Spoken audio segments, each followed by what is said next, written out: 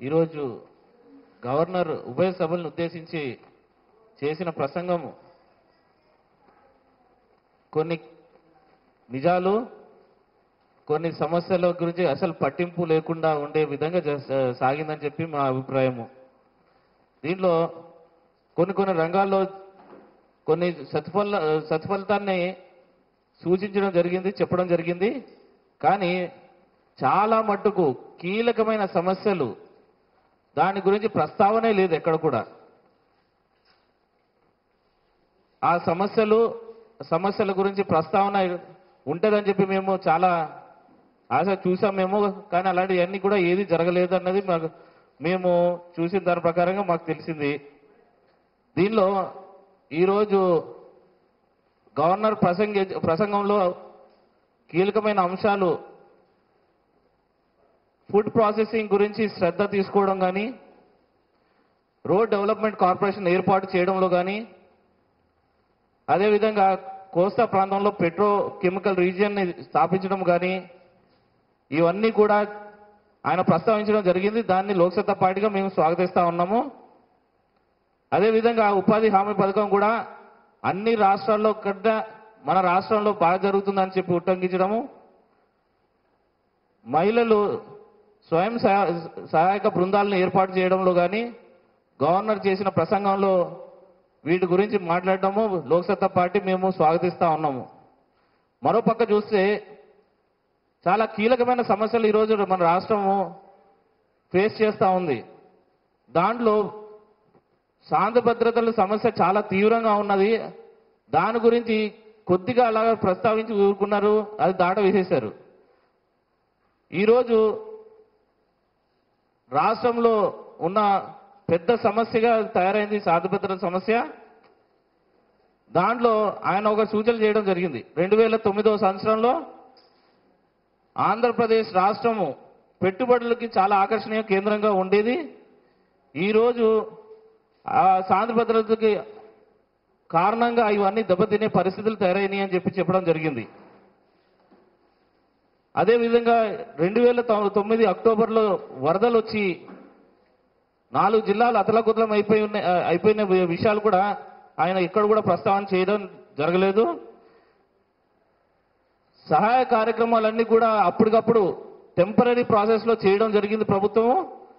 అదే మేము ముందు నుంచి చెప్తా ఉన్నాము, లాంగ్ రన్ ప్రాసెస్ అన్న దాని మీద ప్రభుత్వం ఎక్కడ కూడా దృష్టి పెట్టడం జరగలేదు.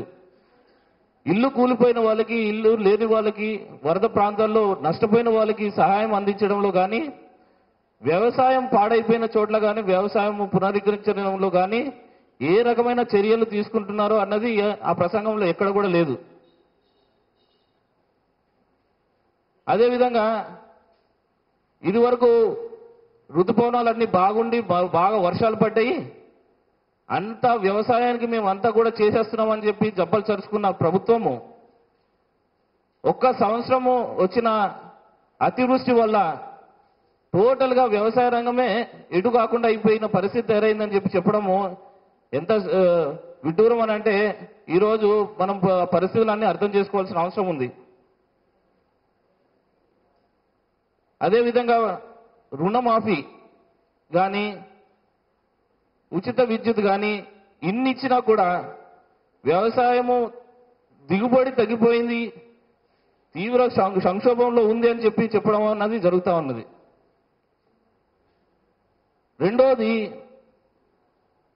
ఈరోజు మన నిధుల దుర్వినియోగం గురించి కూడా ఎక్కడెక్కడ ప్రస్తావన రాలే. మనం మొన్ననే చూసాము ఎంత అవకతవకలు జరుగుతూ ఉన్నాయో. అసెంబ్లీలో ఉన్న ఒక అధికారే ఎన్ని కోట్ల రూపాయలు ముడుపులు తీసుకొని పట్టుబడ్డాడు అన్నది మనం చూసాం. ఈ అవినీతి గురించి ఎక్కడ కూడా ప్రస్తావన లేకుండా ప్రసంగం సాగింది. ఇదే కాకుండా ఇప్పుడు రాబోయే రోజుల్లో 2010 ఈ సంవత్సరంలో మున్సిపల్ ఎలక్షన్స్ రాబోతున్నాయి, 2011లో పంచాయత్ ఎలక్షన్స్ రాబోతున్నాయి. ఈ ఎలక్షన్స్ లో 3 అంచెల పాలనా వ్యవస్థ గురించి ఎక్కడ కూడా ప్రస్తావన లేదు. నిరుద్యోగం, ఈ రోజు నిరుద్యోగం లేక యువత ఎన్నో అష్టకష్టాలు పడతా ఉంది. దానికి ఆ నిరుద్యోగ సమస్య తీర్చడం ఎలా అన్న దాని మీద కూడా ఎక్కడ కూడా ప్రసంగంలో సూచనలు చేయకపోవడం అన్నది చాలా దారుణమైన విషయము.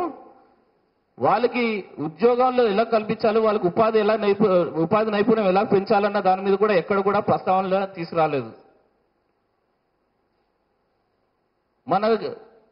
మొన్ననే వరదలు వచ్చి మన రిజర్వాయర్స్ అన్ని కూడా ఫుల్గా ఉన్నా కూడా ఈ రోజు కూడా విద్యుత్ కోత గురించి, దాన్ని పెంపొందించే విధం గురించి ఎక్కడ కూడా ప్రస్తావన లేదు.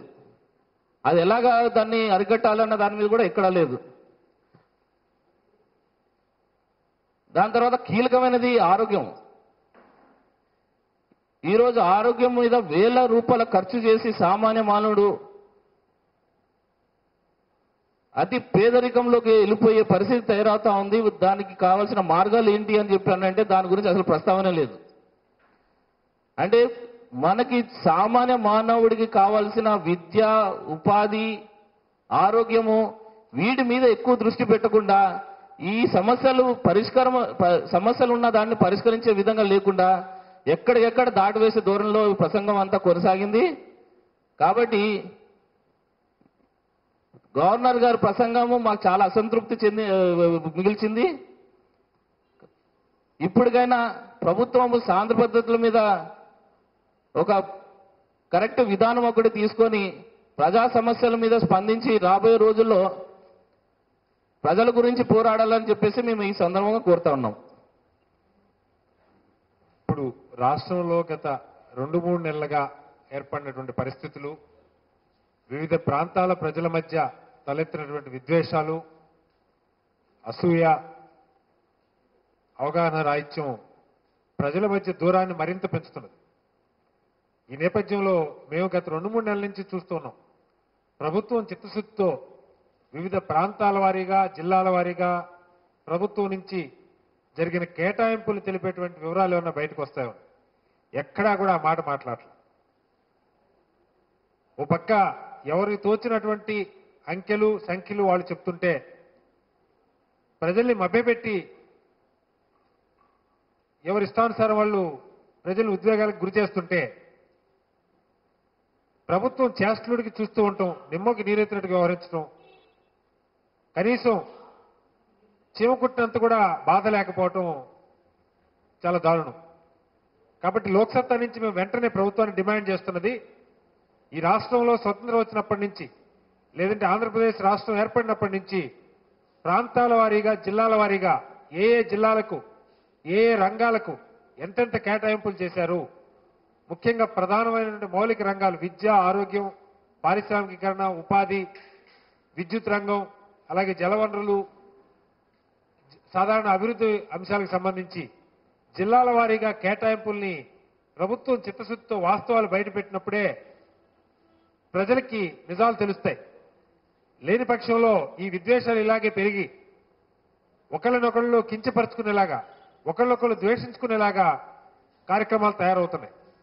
కాబట్టి ప్రభుత్వాన్ని వెంటనే ఇక చేతులు కట్టుకుని కూర్చోకుండా వాస్తవాలు బయట పెట్టాలని, పూర్తి స్థాయి వివరాలతో కూడిన ఒక శ్వేతపత్రం విడుదల చేయాలని డిమాండ్ చేస్తున్నాం. ఎందుకంటే మళ్ళా బడ్జెట్ సమావేశాలు రాబోతున్నాయి, బడ్జెట్ ప్రారంభం కాబోతుంది.